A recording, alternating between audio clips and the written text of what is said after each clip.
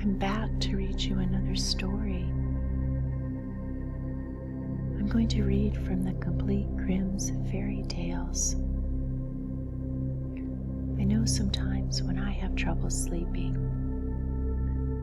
if someone reads me a story and I get very relaxed, close my eyes, turn off the lights, and it's very quiet,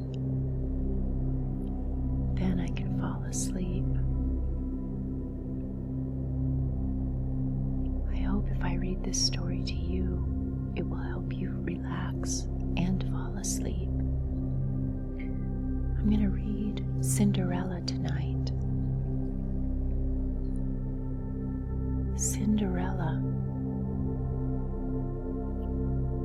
The wife of a rich man fell sick, and as she felt that her end was drawing near, she called her only daughter to her bedside and said, "Dear child, be good and pious, and then the good God will always protect you, and I will look down on you from heaven and be near you." Thereupon she closed her eyes and departed. Every day the maiden went out to her mother's grave and wept, and she remained pious and good.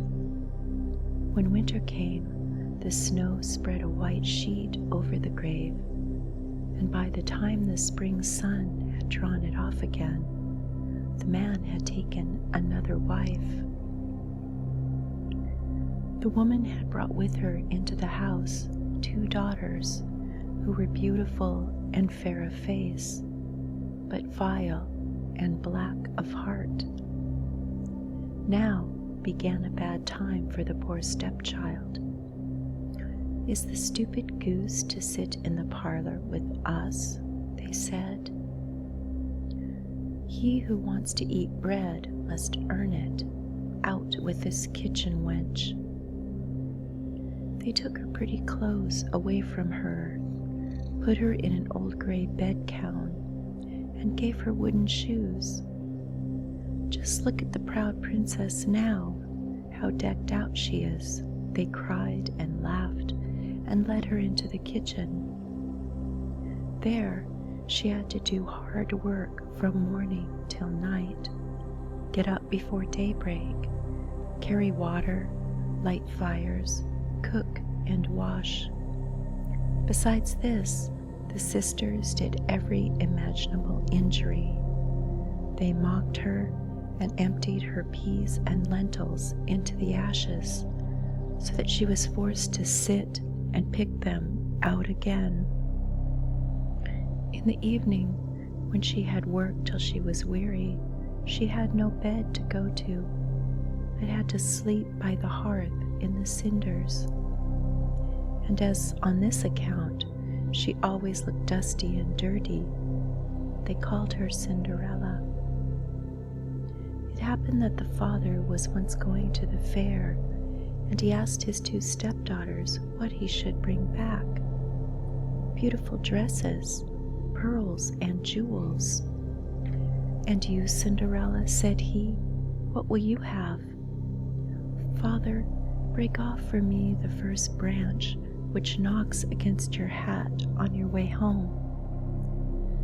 So he bought beautiful dresses, pearls and jewels for his stepdaughters, and on the way home he was riding through a green thicket, and a hazel twig brushed against him and knocked off his hat. Then he broke off the branch and took it with him.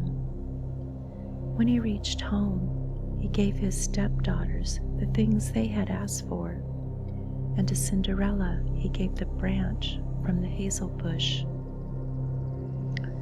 Cinderella thanked him, went to her mother's grave, and planted the branch on it, and wept so much that the tears fell down and watered it. And it grew and became a handsome tree. 3 times a day Cinderella went and sat beneath it, and wept and prayed, and a little white bird always came up to the tree, and if Cinderella expressed a wish, the bird threw down to her what she had wished for. It happened, however, that the king gave orders for a festival which was to last 3 days, and to which all the beautiful young girls in the country were invited, in order that his son might choose himself a bride.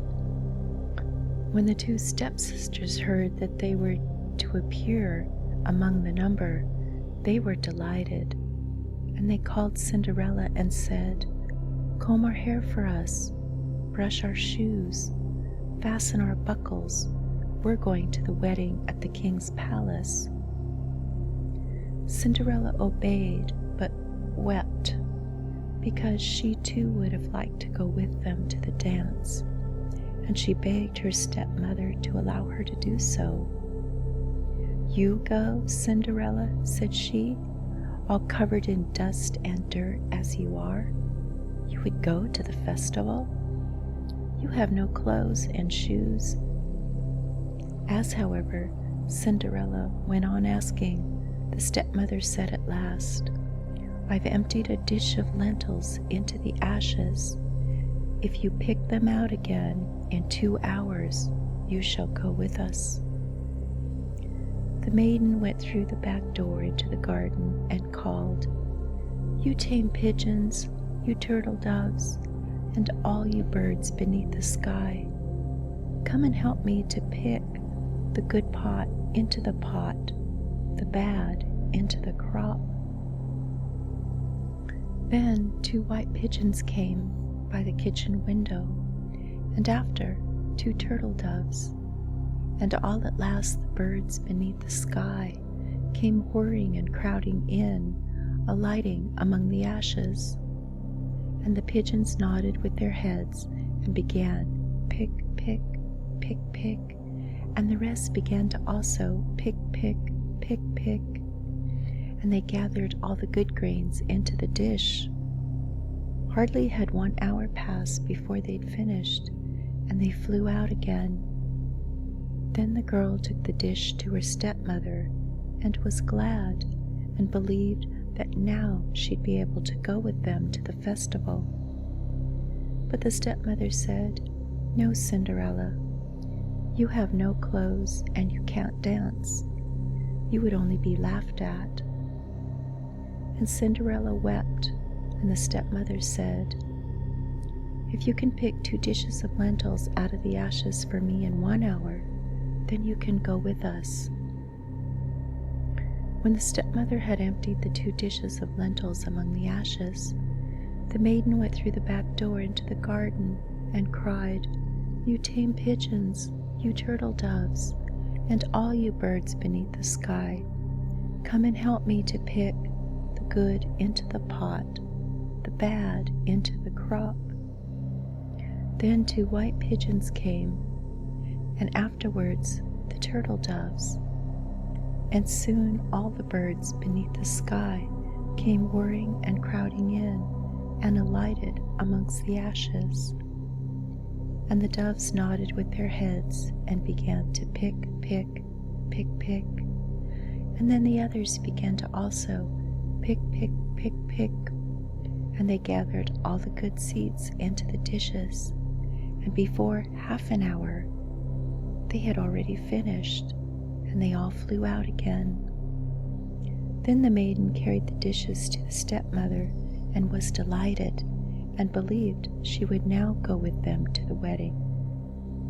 But the stepmother said, "All this won't help. You cannot go with us. You have no clothes and you can't dance, and we would be ashamed of you." On this she turned her back on Cinderella and hurried away, and with her her 2 proud daughters.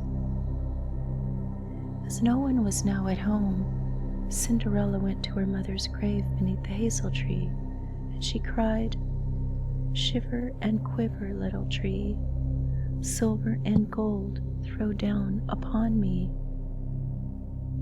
Then the bird threw a gold and silver dress down to her, and slippers embroidered with silk and silver. She put on the dress and she went to the wedding. Her stepsisters and the stepmother, however, did not know her, and they thought she must be a foreign princess, for she looked so beautiful in the golden dress. They never once thought of Cinderella, and they believed she was sitting at home in the dirt, picking lentils from the ashes. The prince approached her, took her hand, and danced with her. He would have danced with no other maiden, and never let loose of her hand, and if anyone else came to invite her, he said, "This is my partner." She danced till it was evening, and then she wanted to go home. But the king's son said, "I will go with you and bear you company," for he wished to see whom the beautiful maiden belonged to. She escaped him, however, and sprang into the pigeon house. The king's son waited until her father came, and then he told him that the unknown maiden had leapt into the pigeon house. The old man thought, "Can it be Cinderella?" And they had to bring him an axe and a pickaxe that he might hew the pigeon house to pieces, but no one was inside. And when they got home, Cinderella lay in the dirty clothes among the ashes, and a dim little oil lamp was burning on the mantel. For Cinderella had jumped quickly down from the back of the pigeon house, and she had run to the hazel tree, and there she'd taken off her beautiful clothes, and she laid them on the grave, and the bird had taken them away, and then she'd seated herself in the kitchen amongst the ashes in her gray gown. The next day, when the festival began afresh, and her parents and stepsisters had gone once more, Cinderella went to the hazel tree and said, "Shiver and quiver, my little tree, silver and gold throw down over me." Then the bird threw down a much more beautiful dress than on the preceding day. And when Cinderella appeared at the wedding in this dress, everyone was astonished at her beauty. The king's son had waited until she came, and instantly took her by the hand and danced with no one but her. When others came and invited her, he said, "This is my partner." When evening came, she wished to leave, and the king's son followed her and wanted to see into which house she went. But she sprang away from him and into the garden behind the house. Therein stood a beautiful tall tree on which hung the most magnificent pears. She clambered so nimbly between the branches like a squirrel that the king's son did not know where she'd gone. He waited until her father came and said to him, "The unknown maiden has escaped from me, and I believe she climbed into the pear tree." The father thought, "Can it be Cinderella?" And he had an axe, and he cut the tree down, but no one was in it. And when they got into the kitchen, Cinderella lay there among the ashes as usual, for she had jumped down the other side of the tree, had taken the beautiful dress to the bird on the little hazel tree, and she'd put on her gray gown. On the third day, when her parents and sisters had gone away, Cinderella went once more to her mother's grave and said to the hazel tree, "Shiver and quiver, my little tree, silver and gold throw down over me." And now the bird threw down to her a dress which was more splendid and magnificent than any she yet had, and the slippers were gold. And when she went to the festival in the dress, no one knew how to speak for astonishment. The king's son danced with her only, and if anyone invited her to dance, he said, "This is my partner." When evening came and Cinderella wished to leave, and the king's son was anxious to go with her, she escaped from him so quickly that he couldn't follow. The king's son, however, had employed a ruse, and had caused the whole staircase to be smeared with pitch, and there when she ran, she had left a slipper.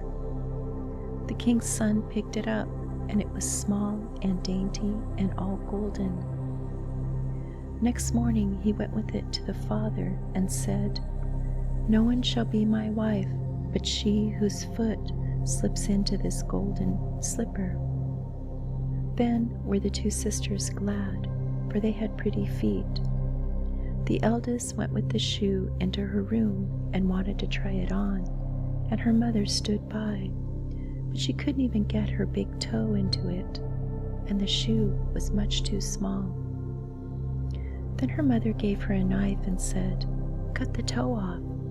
When you are queen, you will have no more need for this to go on your foot." The maiden cut the toe off, forced the foot into the shoe, swallowed the pain, and went to the king's son. Then he took her off on his horse as his bride, and they rode away. They were obliged, however, to pass the grave, and there on the hazel tree sat two pigeons, and they said, "Turn and peep, turn and peep. There's blood within the shoe. The shoe is too small for her. The true bride still waits for you." Then he looked at her foot, and he saw how the blood was trickling from it. He turned his horse around and took the false bride home again, and said she was not the true one, and that the other sister was to put the shoe on. Then this one went into her chamber and got her toe safely into the shoe, but her heel was too large. So her mother gave her a knife and said, "Cut a bit off your heel. When you are queen, you will have no more need to go on foot." The maiden cut a bit off of her heel, forced her foot into the shoe, swallowed the pain, and went out to the king's son. He took her on his horse as his bride, and he rode away with her. But when they passed the hazel tree, the two little pigeons sat and said, "Turn and peep, turn and peep. There's blood within the shoe. The shoe's too small for her. The true bride still waits for you." He looked down at her foot, and he saw the blood, and how it was running out of her shoe, and how it had stained her white stocking quite red. Then he turned his horse and took this false bride home again. "This is also not the right one," he said. "You have no other daughter." "No," said the man. "There is still a little stunted kitchen wench, which my late wife left behind, but she can't possibly be your bride." The king's son said he was to send her up, but the mother answered, "Oh no, she's much too dirty. She can't show herself." But he absolutely insisted, and Cinderella had to be called. She first washed her hands and face clean, and then she went down and bowed before the king's son, who gave her the golden shoe.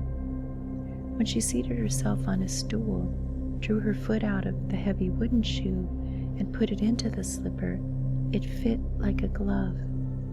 And when she rose up, the king's son looked into her face, and he recognized the beautiful maiden who danced with him, and he cried, "This is the true bride." The stepmother and the sisters were horrified, and they became pale with rage.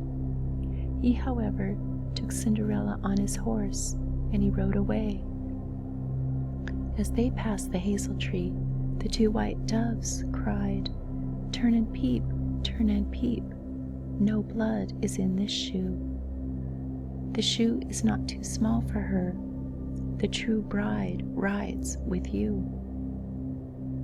And when they had cried that, the two birds came flying down and placed themselves on Cinderella's shoulders, one on the right and the other on the left, and they remained sitting there.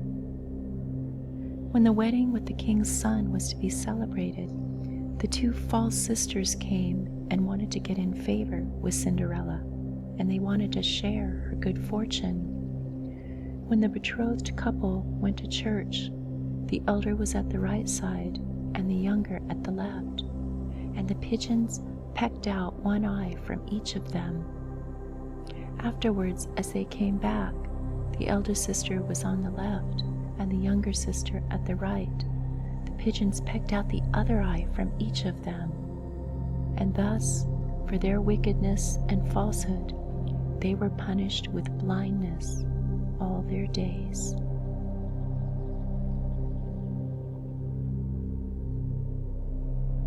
I hope you enjoyed that story, and I hope you've gotten a lot sleepier.